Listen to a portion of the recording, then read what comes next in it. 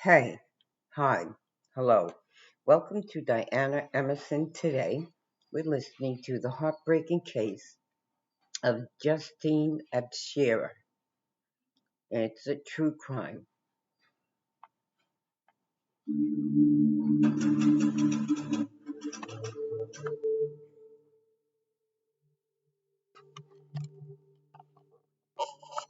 Hi friends, my name is Benjamin, and today I will tell you another heartbreaking case. It was the 3rd of November 2006. 27-year-old Justine Absher was in the honeymoon period of her marriage. As a newlywed, she had a lot to look forward to. Justine wanted to have children. Her husband of just 5 months, Eric Absher, had 2 children from a previous relationship, and Justine adored them. They met in 1999 when they both worked at Lou's home improvement store. Justine was a cashier, and Eric was her manager. She was just 20 years old.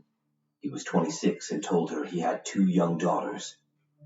After Eric's military service in the Marines, they tied the knot, and he established his own hauling business, driving a dump truck. Justine also found a fitting job as a kindergarten teacher at Emerald Hill Elementary in Culpeper, Virginia. On the mentioned date, November 3rd, Justine went to work, but her colleagues noticed something amiss. They observed her seemingly swollen eyes and assumed she had been crying. However, Justine reassured them, attributing her condition to allergies. Later that day, during her UVA master's degree class, colleagues encountered her again. She arrived 30 minutes late, wearing sunglasses indoors. When the class concluded at 7 p.m., Justine departed promptly. Little did her co-workers know that this would mark the final time they would ever see her. At 1:57 a.m., a distressing 911 call reported a hit and run on Taylorsville Road in Barbersville, Virginia. Upon arrival, the police found Eric in a state of hysteria, cradling his lifeless wife, Justine, in the middle of the road. Tragically, it was evident that Justine had sustained fatal injuries from a motor vehicle impact. Eric recounted to the police that Justine had called him at 1:19 a.m., informing him of her car breakdown and requesting assistance. She was approximately 5 miles away from their residence. Responding swiftly, Eric hopped on his motorcycle and reached the location she specified, only to discover her lying in the road. In his efforts to aid Justine, Eric sat with her, covering her with his jacket, before embarking on a search for assistance. He approached several nearby houses, knocking on doors in an attempt to find help. The call to 911 was eventually made by one of the homeowners at 1:57 a.m. Eric later admitted to the police that he had his cell phone in his pocket, though he hadn't initially realized it. While on paper at first the scene appeared like a hit-and-run case, that view changed very quickly. The police investigation unveiled a lack of typical evidence associated with a hit-and-run on Taylorsville Road in Barbersville, Virginia. Notably, there were no broken glass, skid marks, tire marks, debris, or blood on Justine or her clothing, despite the severe injuries she sustained. This absence led authorities to believe that her death wasn't a result of a random collision, but rather a deliberate act. Further complicating the situation, the police discovered that Justine's car, despite Eric's assertion of mechanical issues, was in working order with no defects found. This inconsistency raised suspicions about the accuracy of Eric's account. Justine was very close to her parents, Heidi and Stephen Swartz, and her sister Lauren Swartz, and they were devastated when they received a call from Eric's brother, notifying them that Justine was dead. Their shock and devastation turned to confusion. They knew Justine well. She was afraid of the dark. She was even described as being afraid of her own shadow, so it made no sense to them that she would need to drive alone at night. The perplexity deepened when considering the circumstances of her body being discovered 600 feet away from her car, which contained her purse, coat, and keys. This raised questions about why she would leave these belongings and walk away from the vehicle, especially when she had called Eric to come and collect her. Only 2 days after Justine's memorial service, a significant revelation unfolded. Heidi, Justine's mother, entered a restaurant and, overwhelmed with emotion, broke down. Sensing her distress, a compassionate restaurant employee offered assistance, prompting Heidi to share the heartbreaking story of Justine, describing her as the kindergarten teacher who had been fatally struck by a car. To Heidi's shock, the woman revealed a startling truth. Justine had not died in a hit and run. She had been murdered, and suspicion pointed to her husband Eric as the prime suspect. It transpired that some people believed that Eric was involved in Justine's death. When questioned by the police, Eric presented an account of the evening, asserting its normalcy. According to him, Justine returned home after 7 p.m., having attended her class, and he arrived shortly after.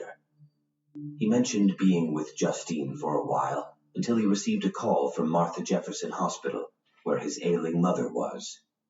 The call conveyed the distressing news of his mother's deteriorating condition.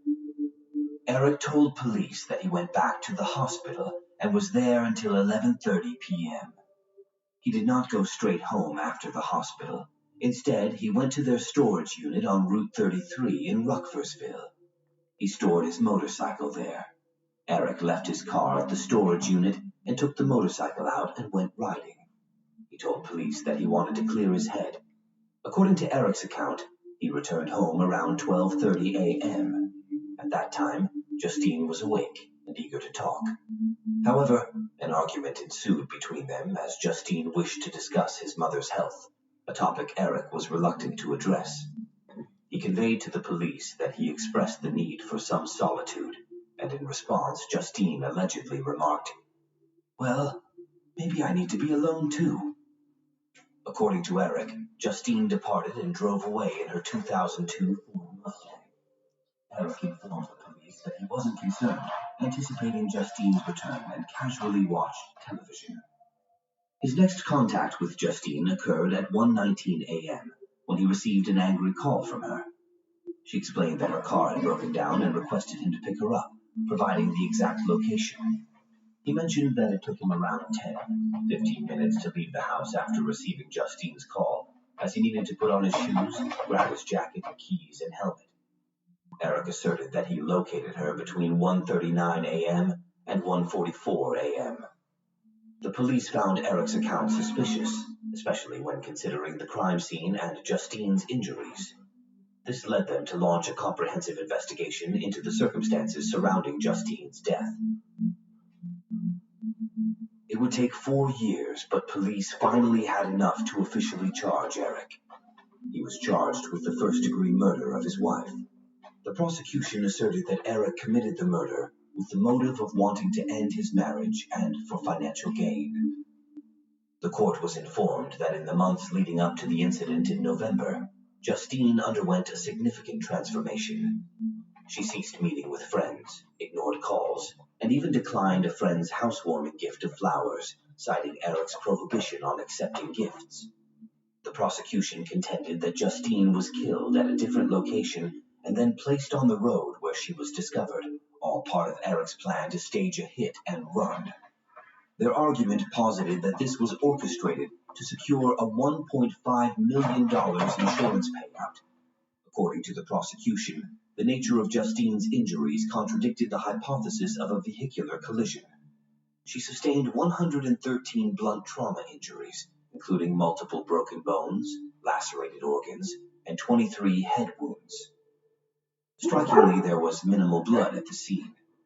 Testimonies from 2 medical examiners, presented by the prosecution, challenged the notion that Justine's death resulted from being hit by a car while standing on the road. Instead, they argued that she was subjected to a brutal assault, strangulation, and subsequently run over after death. Dr. Todd Lukasevic, who conducted Justine's autopsy, testified that his findings aligned with manual strangulation. He identified deep tissue bruising in the neck muscles and hemorrhages in the eye and lip. He testified that Justine suffered numerous severe internal injuries. Some wounds did not bleed, and this indicated that they were caused after Justine was already dead. He said that he found less than half the blood he would have expected pooled in her chest and abdominal cavities. The second medical examiner highlighted that the average female body typically contains 5 liters of blood, yet less than 1 liter was recovered from Justine. This inconsistency, according to the prosecution, did not align with the scarcity of blood found on the road, supporting their argument that she was killed at a different location. Allison Crawford, who dated Eric in high school and was the mother of his 2 children, testified that less than 2 hours before Eric discovered Justine on the road, he inquired about their future together. There were 43 calls between them that day, during which Eric expressed lingering feelings for Allison. In court, Allison stated, "He asked if there was any chance for our relationship," revealing Eric's admission of regret for marrying Justine. Another witness testified on behalf of the prosecution. Cecil Roebuck said that he was on the side roads of Greene County late that night in search of a school bus. He told the court he was unfamiliar with the roads, so pulled his car into a driveway to turn around. Cecil claimed that a man approached him and told him his wife's car was almost out of gas. He asked Cecil to follow him to a gas station, but before they reached the gas station, the man pulled his car over and told Cecil that he ran out of gas too. He asked Cecil for a lift back to his house, and he obliged. Cecil said that he did not connect the incident with Justine's case until he saw a program about Justine's death 2 years later. He told the court he believed the man was Eric, and he had helped him stage the hit and run, albeit unbeknown to him at the time. The court was apprised of Eric's financial challenges during the proceedings. Testifying before the court, Justine's father, Steve Swartz, revealed that his daughter was the primary credit holder for the couple, and at the time of her death, they were burdened with a debt of $85,000.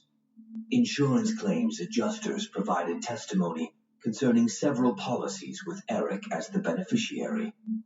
Less than a fortnight after Justine's passing, Eric submitted an uninsured motorist claim that, if approved, would have entitled him to $100,000, with the potential for an additional $1.5 million if the commercial aspect was sanctioned.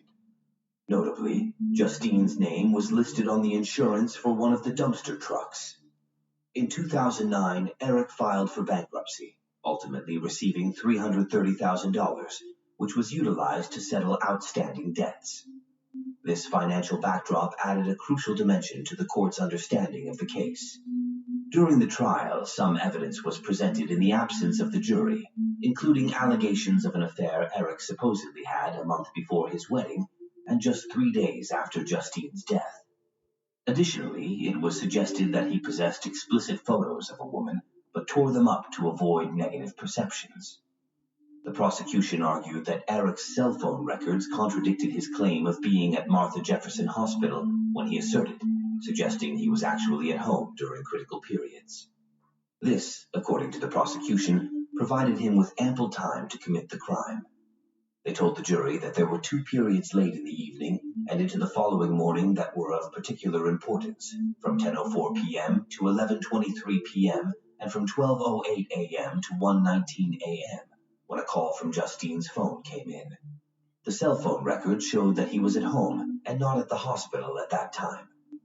The prosecution underscored to the jury that Eric's use of his phone 157 times on the day of the incident made his claim of only realizing his cell phone was in his pocket after finding Justine's body highly implausible. Furthermore, the prosecution pointed out Eric's background as a Marine with CPR and first aid training, emphasizing that despite this training, he allegedly made no attempt to assist Justine. Adding a compelling and unsettling detail, the prosecution disclosed that Eric had a derogatory nickname for Justine, calling her Thing. The defense steadfastly argued that Justine's death resulted from a hit-and-run accident. They maintained that Eric's alibi was solid, asserting that he was at Martha Jefferson Hospital until 11:30 p.m. visiting his mother, and subsequently went to a storage unit to retrieve his motorcycle. The defense contended that the timeline presented by the prosecution did not allow sufficient time for Eric to both kill Justine and stage a hit and run. In support of their claim of a happy marriage, the defense presented Eric's brother as a witness who had lived with the couple for a period. He testified to the genuine happiness in Eric and Justine's relationship emphasizing his positive interactions with Justine. To challenge the prosecution's case, the defense cast doubt on the credibility of witness Cecil. They believed he was motivated by the $50,000 reward for information offered by Justine's parents and was hoping to receive favorable treatment in relation to 2 felony fraud charges he was facing from a $10,000 debt.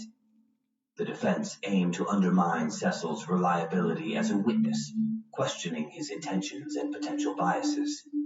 Despite the defense's efforts to challenge the case, including claims about the medical examiner's alleged omission of a specific procedure, the jury ultimately found Eric guilty of first-degree murder. The decision was reached based on the evidence presented during the trial, which included the prosecution's arguments about the nature of Justine's injuries, the timeline of events, and Eric's actions. As a result of the guilty verdict, Eric was sentenced to life in prison. During Eric's sentencing hearing, the court heard poignant victim impact statements, including one from Justine's sister Lauren. Her sister Lauren said, "For the 7 years before she was killed by Eric, I watched my sister's life start to fade. She became quiet, withdrawn. She became poor. She became scared. She became the victim of domestic violence, which I saw with my own eyes. In hindsight, I feel like I watched her die." Lauren's testimony during the sentencing hearing portrayed a distressing picture of the relationship between Eric and Justine. She asserted that she witnessed Eric physically shove Justine before they were married, and Justine confided in her about several other incidents of abuse. In the months leading up to that November day, Justine's family and friends noticed a change in her personality. Justine had always been kind, loving, and friendly, and while she still had those qualities, she stopped meeting friends and colleagues for social visits. She was withdrawn and quiet, a shell of her former self. The testimony further revealed that Justine, influenced by a sense of worthlessness, made considerable efforts to please Eric. Even on their wedding day, there were signs of discord. Eric was distant, opting to go out on his motorcycle alone. Justine missed several activities related to her own wedding, including lunch, and spent the second night alone at the hotel. Notably, Eric's violent past was brought to light during the hearing. He had previously faced charges of malicious wounding and was the subject of a protective order by the mother of his 2 children. Eric claimed this arose from a verbal disagreement that turned physical, asserting that she attacked him and hit him in the face with a remote control. In self-defense, he claimed to have grabbed her by the shirt and throat. During the 4 years that police were investigating the case, Justine's family fought hard to ensure there would be some form of justice. Her father, Steve Swartz, said, "In addition to wanting Justine's case solved, the other thing we sincerely hope is that no one else gets hurt before that happens." What do you think of today's story? Write your opinion about this.